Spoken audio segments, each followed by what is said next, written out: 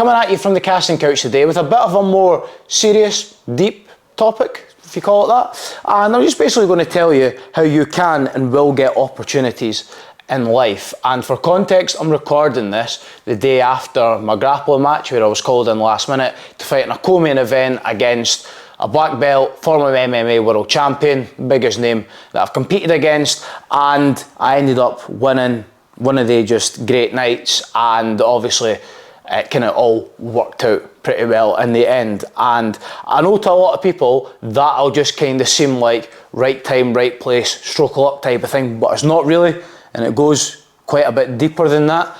And I'm just basically going to explain about how that happened to me and how likewise stuff like that can happen to you.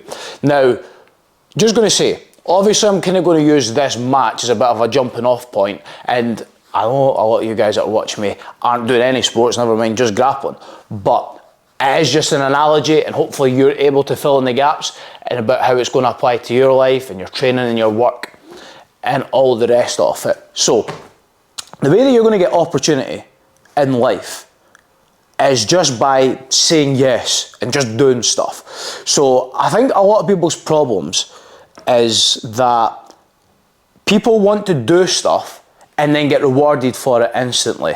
And it's like, if I have a good day at work or a good day of training or whatever, or dieting, it's like I want to like be rewarded and see that paying off like within 2 nanoseconds, and they've got no concept at all of delayed gratification. And what you kind of just need to understand is that anything that you do, you might not see that payoff in a week, even a month, or even a few months' time.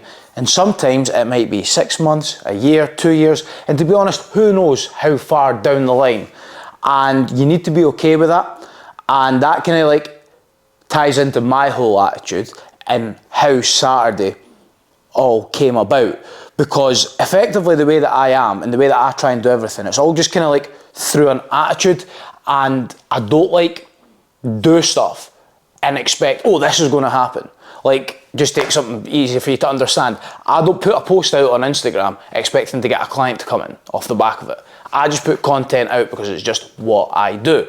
It's like, if I'm like dieting, I don't like just have a good day of eating because I want to see more abs tomorrow. It's just what I do, or I'm doing for that time. So, just for context, the way that match came about, I got a text on Wednesday night saying, just before I went to bed, my opponent, who was originally scheduled in, was maybe going to pull out, hopefully can get you a replacement. And I went, yeah, cool, definitely, just get me anyone. Next again morning I wake up and it's like, oh, got a replacement, it's a black belt. And I went, yeah, cool, whatever, I'll fight anyone. And then eventually it turned out it was Guy Ross, and the rest just kind of went from there. So basically the way that I always operate, I just always say yes to everything. And with competitions and matches, I don't like turn people down, I just say yes. With work, I very rarely ever say no to any extra work I could be doing, and even like social plans, that type of thing. My first answer to everything is always yes, and then sometimes I maybe do have to work no to back if it's just something that I can't actually do. But my first answer to everything is always yes, and I'm just basically trying to do everything I do as much as I can and the best that I can. And again, I don't do that because I think it'll pay off in a few days' time or a week's time. I just do it because I know that by doing that, it will give me the best chances of success, and sometimes opportunities will present itself. So if we just take that kind of what happened at the weekend,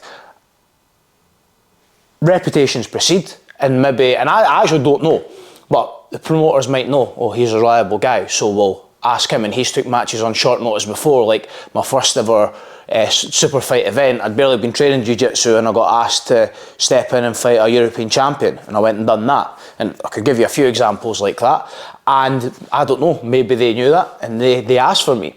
Or maybe it was mentioned to my coach and my coach knew that and he said, oh, by the way, he'll step in and do it. And he did actually say yes to the fight before I'd actually verbally confirmed it to him.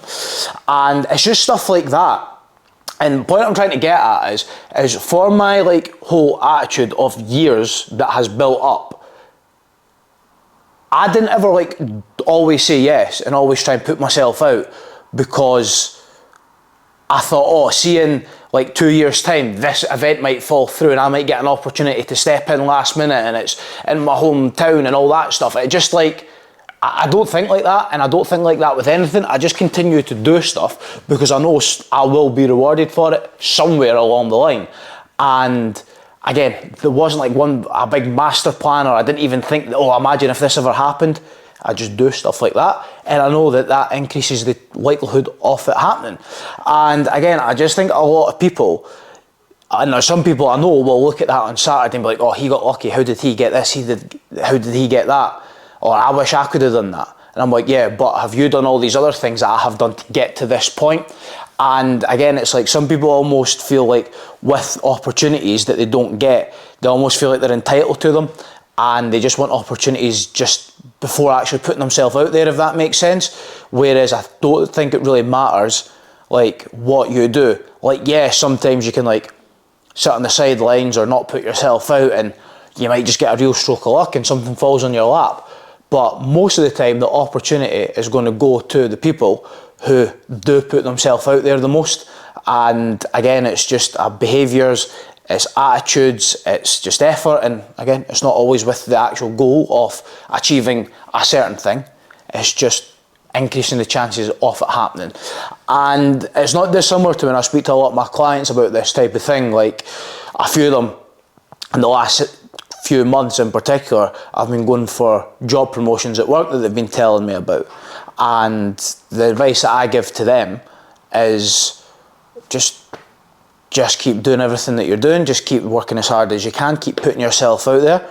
And again, you're not going to force somebody to give you that promotion, or if you're a couple of them like competing with somebody, it's like you're never going to like, or there's very rarely this one particular thing you're going to do that's getting you the promotion. It's just going to be built up, and you just continue to put yourself out there and doing as much as you can, saying yes. And again, that's the only thing that you can do, and it might not pay off in this promotion, but I tell you what, if it doesn't pay off this time, you're certainly going to be in the front runner for the next again time that it comes up. And again, it's just overall, it's an attitude and it's a behaviour, and I know I keep repeating myself saying that, but couldn't be any further. It couldn't be any further from being a lie. Well, I'll recover that statement there. So just bear that in mind with whatever it is you're doing, with your training and with life and whatever else that comes with it, that you're not always going to be rewarded for your work straight away. You're never always going to just have that perfect opportunity fall in your lap. But by just continuing to put yourself out there, doing as much as you can and saying yes, then you're increasing the chances of it happening. And again, we could use like dating for example. Like, who's more likely to get their dream girl? The person who never actually speaks to anyone, doesn't go on a dating app, doesn't approach people on a night out, and just expects just somebody to just chat their door one day being like, oh hiya, I'll go out with you? Or is it the person that, without being a creep, does put themselves out there, they try and chat up girls on a night out, they go on Tinder, they swipe, fucking hell, that's how long it's been since I've been on Tinder, I forget what way you swipe right.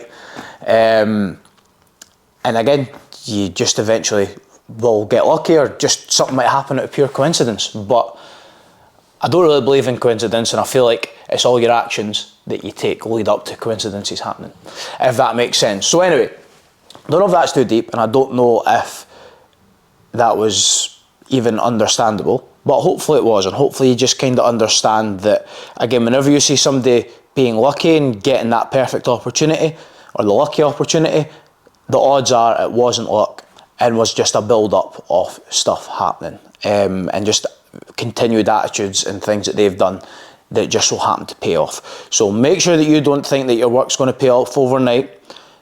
Just attitudes come first, behaviour comes first, and then results come, and then opportunity comes. So I'll leave it there without dragging the arse out this anymore, and I will speak to you soon.